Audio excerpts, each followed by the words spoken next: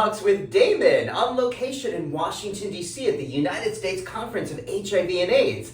My very special guest today, all the way from San Francisco, is Mazdak Mazarei. Hi, everybody. How you doing? I'm doing pretty well. How are you? Thank you. You know, at conferences like these, there's 15 different things going on all at once, so I so appreciate you taking time to take a bath with me. It worked out well because I needed a bath.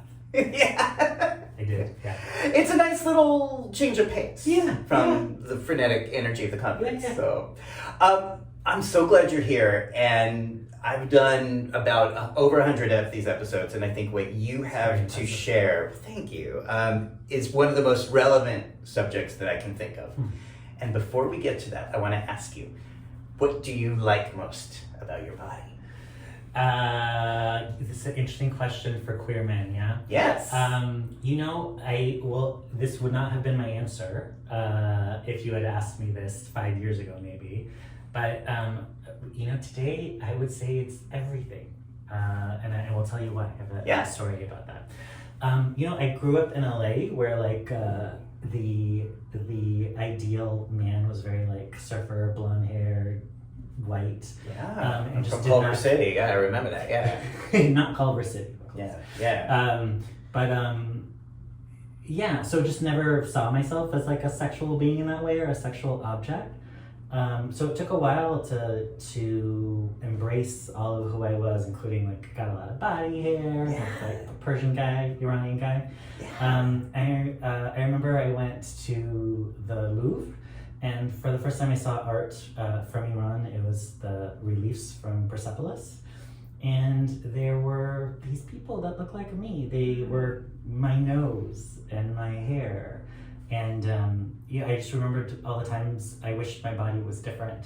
And feeling that if I had changed my body, that I would not have these physical connections to this history and these folks that were my people. And so I was just happy that I had never done anything about that and have tried to learn to embrace all parts of me.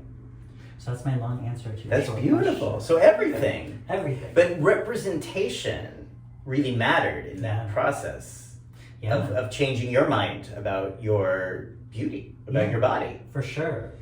That's great. Yeah, I think I was first able to find other people who looked like me attractive before I could find myself attractive. And for that to happen, there needed to be other people that looked like me out there to find attractive. Wow. So again, this is why we say representation is so important in arts and entertainment. And so when you grew up in Southern California. I did, yeah, born and raised. And then so having body hair in that culture, in that environment was considered or internalized to be not okay. Definitely in my generation, yeah. And how old are you now? I am 47. Okay. Yeah.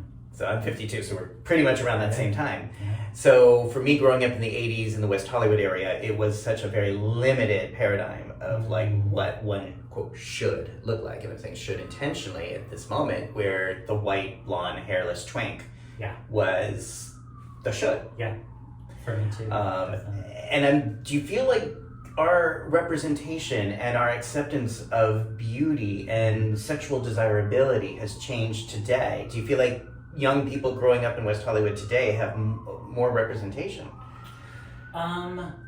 Yes and no. I think maybe what that ideal is different and has been diversified a little bit. I don't think it's just white anymore for sure. But I still think there is what's beautiful and what is not beautiful from not from what I think, but from what I'm feeling from folks out there. Yeah, does that make sense? Yeah. And now you live in the San Francisco area. I do. Okay. Do you feel like men are more open-minded about their sexual desirability, or whom they find desirable in the Bay Area than Southern California? I think it's changed in Southern California too, but I do, find that it's, that folks are a little more chill about all that stuff in the Bay Area. Yeah. That's good to hear. Yeah, That's really good to hear. Because, again, I think the more we see ourselves the more we look in the mirror and see our bodies as gorgeous, resilient, sexy vehicles that we're here, whether we love them or not, we got them. Yeah. the more we can embrace it, the more we can celebrate it, and that's so much of what the series has been about. It's great. Is Yeah. changing that or trying to talk about that. Yeah. And how think about how different my life would be if I didn't spend so much energy thinking about those things that I couldn't change or don't want to change. Yeah. Yes, or don't want to change because you're beautiful. Uh-huh. Why don't you change that? Thank you. Okay, so you started professionally working within the HIV field. Yeah. Which meant what? My first HIV related job was doing sexual health education in San Francisco high schools and middle schools, and particularly trying to do it in a supportive way for queer youth. Okay. That's how it That's, I started. mean, how amazing is that? It was great. Because I didn't have that in school, did you? Yeah, I did not. Yeah. No. It was really, really great. So it was talking with young people about like HIV prevention, sex, or It was a couple of things. It was great. We, San Francisco is a progressive city, or it was at that time, anyways. And we were able to talk about what kind of relationships folks wanted and what role sex played in that, and how to have the sex life that you wanted. Really? So that was the kind of dialogue you were allowed to Yeah. create. Yeah. God, that's amazing. Yeah. I wish. Oh, that's so great. I mean, I wish that was the standard. I do too. I wish I had that. Yeah. Yeah. And then we also did have HIV positive youth as part of a speakers bureau come in and just kind of talk about their experiences. Wow. Okay. So working with youth, working with education, Yeah. was helping them learn communication and consent part of this, or It became more and more a part of it. Yeah. Yeah. beautiful. I'll start there. Yeah. I Okay. felt very lucky. There was some great work that came out of that time. Okay. So you had these opportunities, Mhm. and I'm sure shaped many people's lives for the better. And they shaped mine. Yeah. Good. How did they shape yours? It's the reason why I'm still in the work. I remember one particular story. I'm very long-winded, so you're gonna Persian people, we're oral history people, so cut me off if you need to be cut off.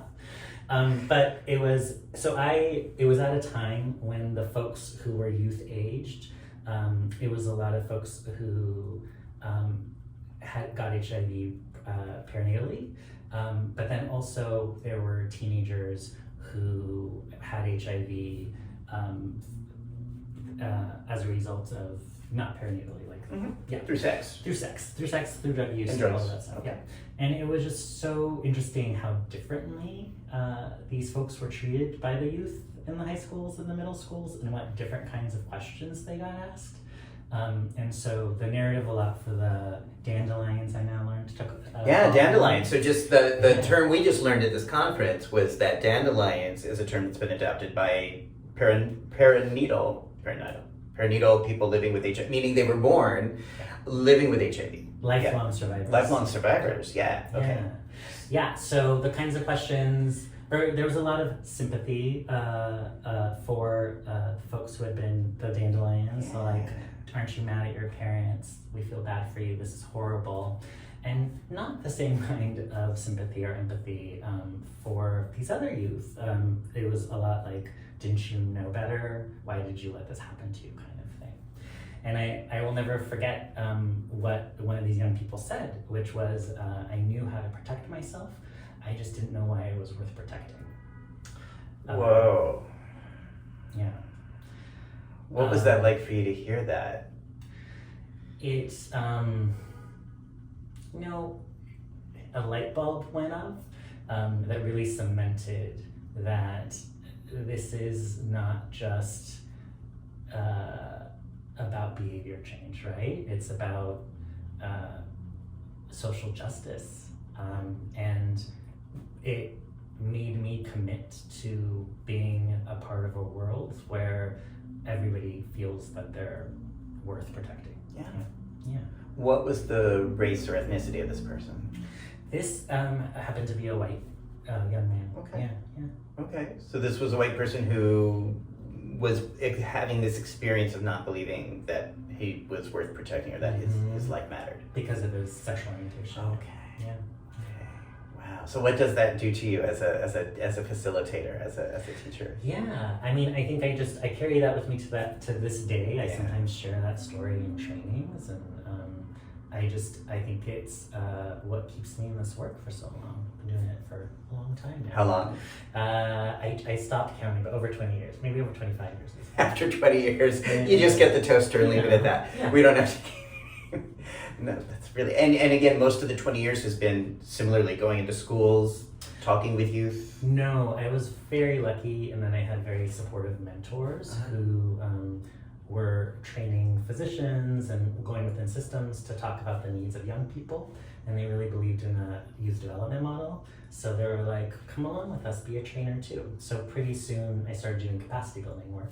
Which means what? Yeah, working over the years, working with health departments and community-based organizations and communities.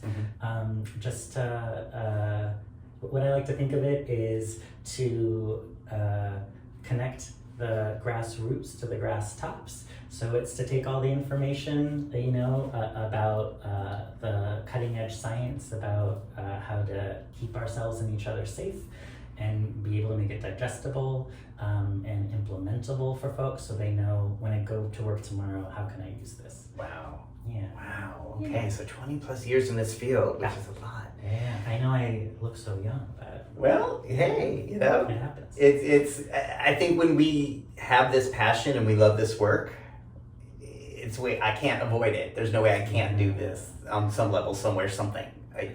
I agree. There have been moments where I've stepped away from it and I always come back because there's something about the people that are drawn to this work. Yeah.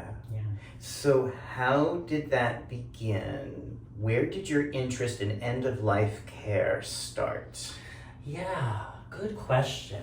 There's some woo stuff, but I love woo do stuff. you? We'll see what version of this. Very Course in Miracles, God centered. So please bring on the woo-woo. Okay, I'll do some shortcuts to the woo. Yeah. But basically, it happened during COVID.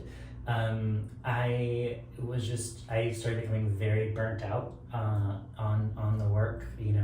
Going in every day, like all the people in HIV were doing, right? When family members were impacted, there was lots of stuff going on around, and still coming there to be there for folks. And it just started becoming a little unsustainable, and that I could never turn it off. I was always thinking about work or the clients, what was going on, or my family, day and night. And so I decided to take a little step away, and had a lot of family members pass away during COVID, not necessarily from COVID, but it really shifted, right? How we're able to grieve and mourn. A lot of the rituals that were public, we couldn't do anymore. So a lot of Zoom stuff. So just the very basic idea of visiting somebody in the hospital was something we could not do. No, and hearing stories of people passing without being able to be with their loved ones, and which started getting me very anxious about my mom's mortality. She's great, she's healthy, she's fine. But I started going to an anxiety loop about what would happen if she went to the hospital and I couldn't be with her during that moment. And so the woo-woo part is, during several paths in my life, kept this idea of end-of-life doula kept coming up through. I worked with a shaman. I was working with a therapist. My ex-husband happened to sign up for a death doula course the same week that I did, but it was for different ones. So there's just all signs in the universe were pointing towards yes. And so I took this course, and it was life-changing. Oh, I had a friend who took the course too, who called me up and was like, you gotta take this course. And this was called a death doula course. It is an end-of-life certification, end-of-life doula certification program. Life doula, okay. So commonly or colloquially known as death doulas, yeah. So what does that mean? Yeah. Some folks are familiar with birth doulas, right? That really kind of help center the experience of the mother and the family in the birthing process, and make it, more mother-directed than maybe family-directed, than maybe it's hospital-directed and dictated. Mm-hmm. Finding out what is the idea of a parent's good birth and helping to facilitate that. And so this is very similar, but with death. Talking to people about, who know they have a fatal condition, know that their time is limited, to talk to them about what it would mean for them to have a good death and to facilitate that process with them and their families. I'm just blown away by the idea of good death, because that warms my heart in a lot of ways, and yet it's so different from how we typically would talk about death in this culture. Yeah. We don't usually think of good and death in the same sentence. Yeah. And I didn't before I took this course. And what does a good death mean, or what could that look like? And by the way, sorry everybody, we're in the middle of downtown DC, so there's sirens. They're coming for us. It's just they've got to deal with their own death doulas. Okay. What does a good death look like? Yeah, I mean, I think the whole point is it's different for different people, right? I do think that I've seen this narrative out there, right? That if you really love your family, that you will fight for your dying family member to be able to stay alive as long as possible, and that's how you show your love. And I see from your response that you understand that for a lot of people that actually just extends suffering and is not a good death. Not to say that some people do want to fight until the end, and then a doula would help them do that if that's what they want to do. But it's really to talk to people about death in a way that we don't often talk about in this country. Like, what are you afraid of? What are you worried about? What has been left undone? Who would you like to forgive? Who would you like to ask forgiveness from? What kind of legacy would you like to leave? So you actually have these dialogues with someone who is passing away or knows that they're going to be passing away soon. Yeah, it depends on the circumstance. Sometimes they can't have the conversations and they have it with their families, but as much as we're able to, I think really try to center the experience and the needs and wishes of the dying person. Yeah. And it's so interesting because these are conversations I think people are so scared to have. Even today, I mean, just a few weeks ago, I lost a very dear friend in New York City, and she had a pretty accepting, I mean, her death was seen a little bit ahead of time, but not a lot. And even with such a loving, accepting wife, it was difficult and awkward to engage these conversations. And fortunately, her partner and the staff at Sloan Kettering, which are amazing, were so open to breathing this in. But it feels natural and awkward at the same time to have these conversations with someone literally on their deathbed. What are you afraid of? Is there anything I can do for you? Or more importantly, it's usually not about themselves, it's for their surviving family that they have the most worries. So how does this become more, how do you get this to be more normalized? How do we normalize these conversations in a proactive way? But before I go there, I just want to say I'm sorry. Thank you. And I'm glad that there was a situation where they were supported at the end. Yeah. And that's one thing I want to say is that it might sound like this death doula thing is a new thing, but it's been around in our cultures forever. Yeah, I think as gay men, we did this so much in the 80s and 90s, and we didn't have that language, but some of us were just, for better or for worse, just got a lot of practice at like dealing with the family and dealing with the hospital staff and keeping, if they were lucky enough to get to have the dog in the room, keeping the dog under control so the dog didn't bark and annoy the other hospital people, because we wanted everyone to be as comfortable as possible. It's managing a lot. Yeah. Is that kind of the responsibility or role of the death doula? It can be, it's kind of a homegrown effort right now, so everybody does it a little bit differently, and some of it depends on what folks need. Can you share any experiences that you've been part of? Yeah. What I do want to share experience, to get back to your question, actually, about how do we normalize these conversations a little more, is actually an area of this work that I'm interested in exploring more is talking to, we're all dying, right? One or the other. But talking to folks where death isn't necessarily imminent, we don't know that it's imminent, about, you've heard of that phrase of like plan with the end in mind? Yeah. So to think about how what impact do you want to make on this world? What's important to you? What do you want to have accomplished by the time you've passed away? And then because I feel like having those conversations with folks now changes how folks decide to live. Like maybe you change your priorities a little bit, you change how you spend your time. And I know for a lot of people that I've talked to, the way that we spend most of our time is not necessarily connected to our values or the ways we want to be remembered or the people that are important to us. And The ways we want to be remembered, that sounds very important to this process. Yeah. You know, It can be for sure. how you want people to remember you, or what I would sometimes ask people, what do you want people to say about you at your funeral, your wake? Right? Yeah. You sometimes have people even write their own obituaries about how they want to be remembered, or or even I love the question like, what would you regret not doing if you got this news tomorrow? Yeah. So, do you get a chance to have these conversations with people proactively? Yeah, that's like I said, it's kind of the wild, wild west. You can do it however you want to. But I think it's particularly important for me to do this with queer folks or folks of color who may not feel like they have access to these services because we look at LGBTQ folks. You talked about during the time when a lot of folks were dying from HIV. What we'd also find out is no matter what community you had around you, if you hadn't planned for the future, your next of kin could erase who you were to tell their own story about you.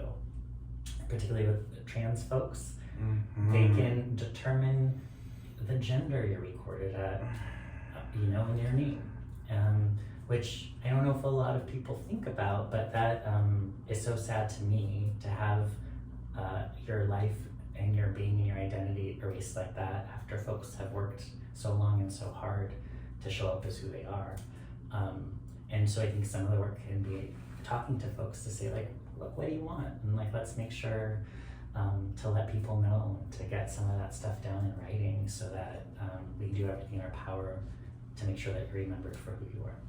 And what does it mean to put it down in writing? I think some people may hear that and think, oh, I don't have time or money to see a lawyer. Yeah. Well, there are a lot of forms you can find online. You don't necessarily need a lawyer. The law can be a little tricky depending on where you are. Like, it's not a for sure guarantee that what you put in writing will actually happen, but it's much more likely to happen if you let folks know and you make it clear, you put it in writing. So there are websites you can go to that have forms you can just fill out what you want. They ask you, key questions, you can answer them to, folks often think of who do you want to leave your stuff to, but it's also what folks don't often think about is like saying, this is the name I want to be buried under. And these Are there any websites that you recommend that are particularly sensitive to trans individuals or LGBTQ folks? I'm going to have to get back to you on that. Maybe we can link to it or something. Okay. Yeah. So I agree with everything you're saying, and yet I didn't have a will in place until COVID. And I was 49. And at the beginning of COVID, when it was hitting New York City hard, and I was like, I don't know what's going to happen. I definitely, New York City, I knew I had been exposed, and I didn't know what that meant. Yeah. First thing I did upon turning 49 was to download a form. It was really, really easy. Where did you get it was really, really cheap. And I can't remember, but I promise it'll be in the links down below. Because I can't actually remember. But they made it so easy to put my wants and needs and legalese. And all I had to do was write it down, sort of say, this is, if I die, this is where I want I own my condo, this is who I want it to go to, this is what I want my family to get. Now that you're taking a bath, are you going to change it? Well, no. Well, I do update once a year. So that's the thing. So I learn now every year on my birthday that if I'm having a gathering of sorts, what I can do is update my will, and then two people have to, the trick is you just have to get legal, you either have to get notarized, which is fine, or get two people who are not mentioned in it to sign it. So if I'm having a birthday party or dinner of some sort, I will bring my will and have two people that are not mentioned in it sign it. Because that gives me some peace of mind, but more importantly, it gives the people I love peace of mind. Yeah, it's such an easing of a burden for folks not to have to guess what you want. Yeah. Because that can be a lot of pressure for folks, especially when they're in the process of grieving. Yeah. So letting folks know, and for them to know that they can show how much they love you by honoring your wishes. Right. Say that again. For everybody. That it's a way to honor. It is a way to honor, by honoring your wishes. This is what the person wanted, even if it's not what I want. Right. But it's a way for us to honor our loved ones. Yeah. Because if, God forbid, something happened to you, that in itself would be traumatic and terrible. It's even worse then when your family, friends, and loved ones have to guess and speculate or argue about, oh, wait, he once told me he wanted a funeral. Well, he told me he wanted to be cremated. Well, he told me he wanted all his money to go to charity. Well, he told me he wanted his money to go to this. That's so painful to have to go through that. And no dying person wants their loved ones to go through that. Yeah. You know? So that is really a gift. Yeah. And as an end-of-life doula, you're helping facilitate this sort of proactive thinking. What are some of the obstacles that you get to this? Well, and one of the biggest obstacles is, I think that it's not, folks don't know about this a lot, have a lot of confusion about what this is. And I think the folks that I might be most passionate to work with, that I work with in my HIV work, under access and underutilize these services because might not feel like it's for them. And so I think just that knowledge, and then you brought this up too, like having people be more comfortable about having these conversations around their dinner tables when it's not so pressing. And to normalize, we are all going to die. And I think the more we're comfortable talking about it, the more we ease some of that burden from our loved ones of having those conversations while folks are grieving under duress, when all you should be focused on is your loved one, but then there's all this other shit that you gotta deal with. Yeah. And again, just having witnessed this 3 weeks ago up hand, again, terrible, painful experience, but at least they had centered everything that they needed legally ahead of time, and especially because the person who passed away does not have a supportive family. So in same-sex relationships, and I saw this so many fucking times with HIV and AIDS, like you said, family can swoop in. If you don't have legal protection, the family can swoop in and say, oh, I get the money, I get this, I get that. And in many states, they would have legal ground to contest. So we can be more protected by being proactive about this and making these decisions in writing while we are still of sound mind and body. And to normalize that, which is why I want to have these talks in this tub and just sort of promote these ideas of people in their tubs or their dinner tables or their brunch or their whatever. It's like great brunch conversation. Talk to you. Well, it is. It really is. It really, really is. Talk about death. Talk about what y'all want. Yeah. And more importantly, write it down. Yeah, because you know some queers are going to have some fabulous funerals. Absolutely. Absolutely. So the obstacles have been, this is not normalized.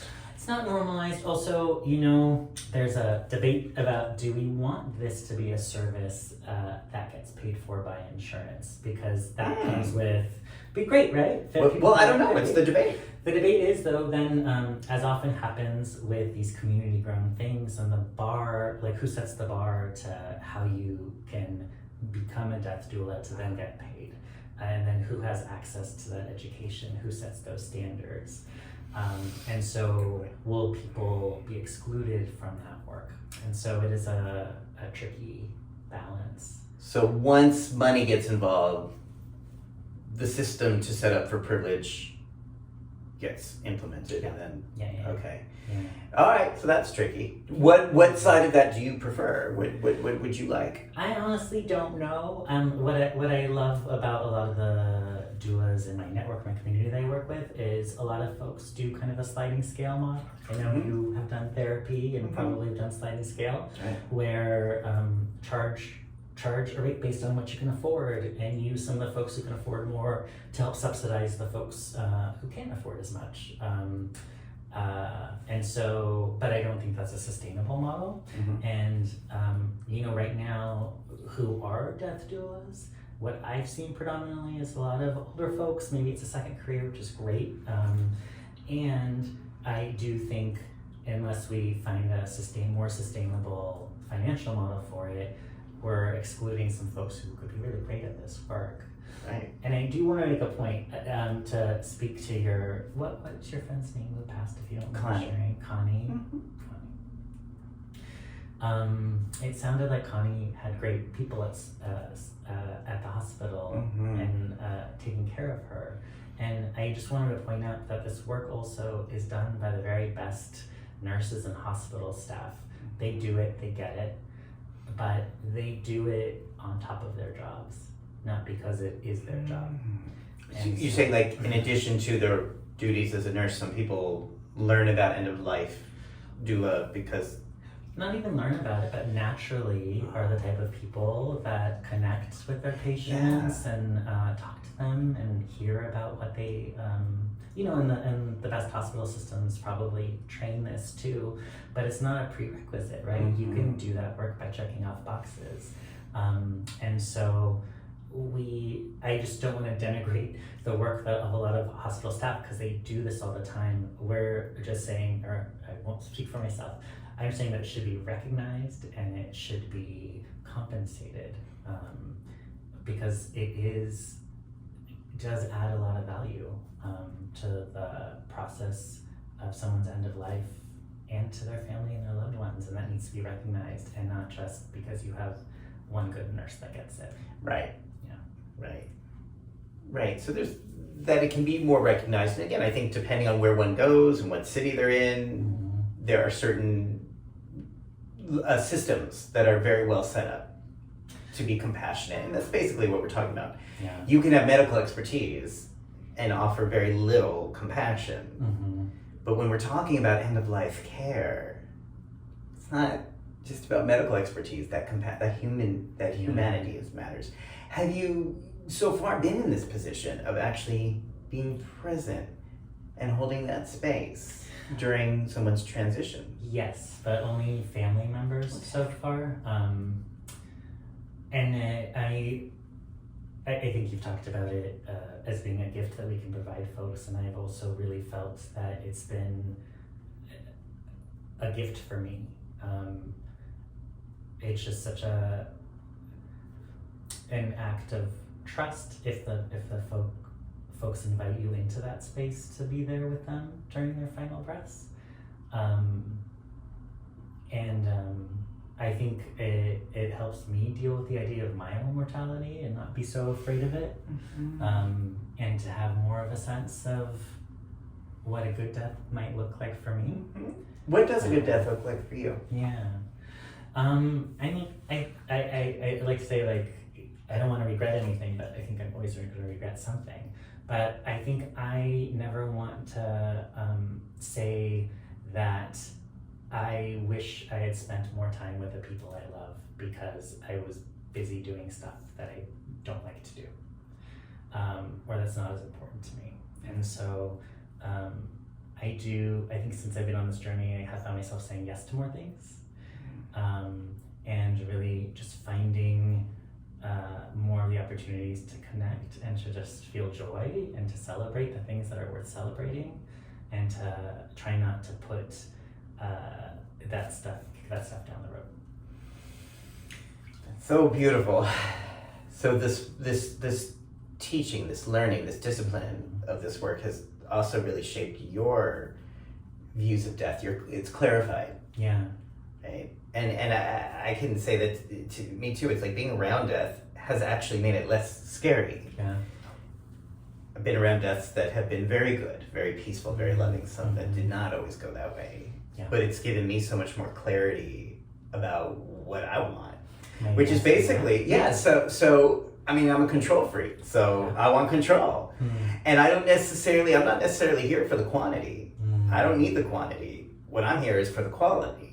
That as long as I can have a quality of life that I can enjoy, I'm here for the party. Yeah. Once that's not feasible in my ideal perfect situation, Yeah. I'm gonna say, all right, thanks everybody. It was a wonderful ride. I had so much fun. And now when I'm ready, I wanna take my pills, go to sleep, maybe with some people in the room, holding my hand, listening to Cher, and let that call it a life. Yeah. Because it's been a good life. Yeah. And I don't want that to be distorted or changed by certain end of life things that I can't control, or medically preserving the quantity over the quality. So I'm being very, again, proactive as one can be at 52 about saying that is, what matters to me more. I don't believe in this idea that you said earlier, like saving a life no matter what. I don't, for myself, feel that way. But I understand that we're still going against the tide of a very religious culture that has prioritized quantity over quality in America. I mean, I think some of it is religious and some of it is just our narratives of what does love mean. What does love mean? Oh, yeah. What does love mean? And which is loving. Means keeping someone around for as long as you can. Right, but it also means loving for us now, today, to make that as clear as possible, as specifically as possible. I don't want to be alive under certain circumstances, and having that in writing in case there's a contestant of that.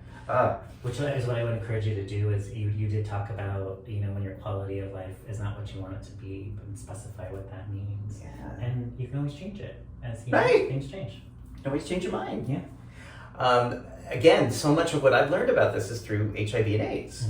And one of the experiences was a very dear friend, a roommate named John, J-H-A-N, because he'd get mad if I didn't say that. But he was, terminal in the 90s and did decide to take his own life. And I agreed to be with him in any way that made sense for him. But there was that conversation we had at the very end, once he had the ability to make that choice. And there was the conversation we had that I have dreams about still, where I said, now that you have the choice, now that you get to decide the when, don't you want to stick around longer? Don't you want to play this out a little further? And his answer was no. He didn't. He was 33 and he's like, I'm done. And he had only been given 6 months to live. So he knew those were not going to be 6 months of quality. And I struggled with him. I didn't fight with him, but I struggled because I couldn't fully understand that. Of course you want him to be around. I wanted him to be around, but he didn't want to be around, and he was done. And he took his life, and that was that. But that, after the fact, I was like, that makes sense. We all deserve to have the choice, in my opinion. So, I agree. And that's a role that death doulas are taking in some states. Is helping with medical aid and dying. And I do think culturally, I think the baby boomers are really going to change the conversation. I think the generation ahead of us, because they don't want to be suffering either. Who does? Who does? Getting back to the woo-woo, was there any religious or spiritual framework that informs the work you're doing now? Or the work, this part of the work you're doing? I mean, there's so much that I can share, but what I'll share in this, I'm gonna scare away some of your audience, I think, with this. But I talked about going to see a shaman, and she communed with my ancestors. I think the question I asked her was, what is my gift to the world? What should I be? What should I be focused on? What should I be sharing? And what came back, she had a very vivid vision, which I won't go through all the details, but part of it was that the end of it was that she said that she felt like my gift was helping people integrate new information and new stages of life during times of transition. And that made perfect sense to me because I spent so much of my life working with adolescents. And what I loved about that was helping to hold space for folks to explore and figure things out as they transitioned into adulthood. And it clicked in me in that moment, oh, I'm supposed to help people die. And that's not, she's like, I don't know about that. I'm like, I do. It like became very clear. And some of the imagery that she gave me too, it just clicked for me. And then, like I said, you know those times when like you decide something and then all the doors open? It's like, okay, so something's making this very easy for me. So same time as, you know, my dear ex who's family to me, we took it at the same time. We supported each other through and totally randomly did it. I was then asked after I took the course to start teaching the course after a while. So I've been helping other people get certified too, which has been really, really rewarding. And then have been able to apply some of these lessons, like I said, to my family and my loved ones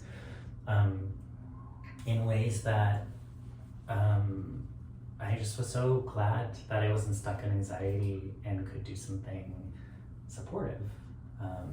And it made me really realize that like death is inevitable, right? But suffering doesn't have to be inevitable. And there's something that again, death is inevitable, suffering is not. Yes. Oh my gosh. Unless some people think suffering is inevitable. I'm not talking about the big picture stuff, but you know, you don't have to have a bad death. It doesn't. Suffering is so much of what we do here, in my opinion, and it doesn't have to go that way. Yeah. We can accept this. We can embrace this. We can be proactive. I was going to say control, but we can't control. But sometimes, or usually, sometimes we can. But at least to have the mindset, and for me, it's a peaceful mindset to think about it proactively, to have these conversations. For me too. Yeah, it is I think there's a wisdom in turning towards it instead of running from it. Yeah. So what then does self-care look like for you? Holding space for this. For myself, how do I care for myself? Yeah, like how does self-care look? Yeah, I'm not always good at it. I'll say it's something that's an ongoing kind of struggle, but I'm getting much better at it. What does that mean, not good at it? I think a lot of us in this nonprofit work are kind of have this push through mentality, and we think about ourselves later after the work that needs to get done gets done. And you know, I've been in this work, as I said, for over 20 years, and I've realized that for me it's a marathon, it's not a sprint, and I need to take care of myself. So part of that for me was really checking in with myself very frequently, just to be like, how am I doing? Am I tired? Am I hungry? I was the type, I would forget to eat. I would, it sounds like it's familiar. And so trying to be better about finding times in the day and knowing what my signs are for myself of when I'm out of balance.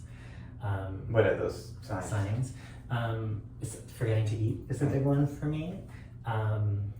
Also, just when I have to remind myself, I'm not in direct service anymore, so this is easier, except for, if I do death doula stuff.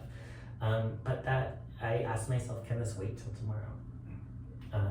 And if the answer is yes, and it's usually yes, then I will clock out when it's a healthy time for me to clock out and make sure I spend time. I love making dinner for myself. It's a time of meditation, reflection for me, and I love dancing. So even if I can't get out, I will dance in my house by myself, just to remind me to do the things that I love to do, that bring me joy.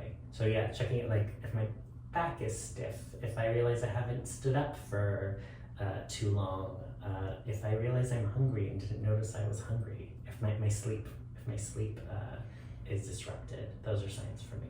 Yeah. Wow. Yeah. Is there anything I haven't asked you about this amazing energy and work that you want people to know or understand? Any myths that you'd like to clear up or misconceptions you want people to get about what we're talking about today? Yeah. I think we talked about a lot, and I think that there's so much more to talk about. You've been a great interview. Thank you. This has been great. So for our next interview, what would be else? What more would we talk about? I think what we could talk about, which is this might be too technical, but a lot of people, there's a concept called mirroring death awareness. When folks who are close to dying might start speaking to loved ones who have passed, or having conversations with memories or things that they're holding on to. And I think for some folks, don't know how to respond to that. So maybe talking about what that might be and what are supportive ways to respond to that. What would be a quick way that you would say if someone's doing that in end-of-life care? I think using a beginner's mind and with a place of curiosity and trusting that what they're saying is true for them and not trying to talk them out of anything, but asking them to talk about it. Because whatever it is, it's something that they're trying to communicate, right? And trying to work through. And we can help them through that. Right. My By asking grandfather questions. definitely had that Yeah. toward the end of his life. And, so I think most people knew it was not helpful to say, well, you can't be talking to your father's dead. Yeah. But, it was also, so what are you, he's like, I'm seeing Pop, I'm talking to Pop. And so the question was, so what are you saying to him? What is he saying to you? Yeah. What is he wearing? Just get, lean into it. Yeah. Lean into it. Beautiful. Yeah. Okay. All right. So if people want to follow your work or learn more about this, what would be the way for them to do that? There's many ways. You can look up end-of-life doula programs. There are great ones all over the country. There's the National End-of-Life Doula Alliance, which is great, and we can connect you to all those places. They have a certification program. There are programs at universities. So find something that speaks to you. And if you don't want to do any of that, just talk to your loved ones about death. Yeah. Right. It doesn't have to be formal. It can just be like conversation. Just talk about it. Yeah. And again, there doesn't have to be complicated or expensive to do this legally. No. There's very easy ways to do this legally. Yeah. And which we'll find the links for you. yes, we will find them because I know they're there. Yeah. Thank you for taking time to speak to me and just begin what I hope will be a very, very fruitful long-term conversation. And I hope that we will get a chance to talk about this again. I suspect that in less than 10 years, these ideas are going to feel so much more normal and acclimated in this culture than they are today. I hope so, and I have faith that that will be true. Yeah. Thank you for making the space to talk about this. Oh, hey, I love talking about everything in the bathtub, but this again to me is so important and unlike any other conversation I've been able to have in the tub so far. So thank you for that. All right, everybody. If you want to see the other conversations that are also amazing about physical health, mental health, spiritual health, subscribe down below. Watch Tub Talks with Damon. And, I just think like if we can keep having these conversations, we can have a future and a quality of life that is so much better. I fully believe that. So thank you for being part of that. Thank you. All right, everybody, take care. Bye. Thanks.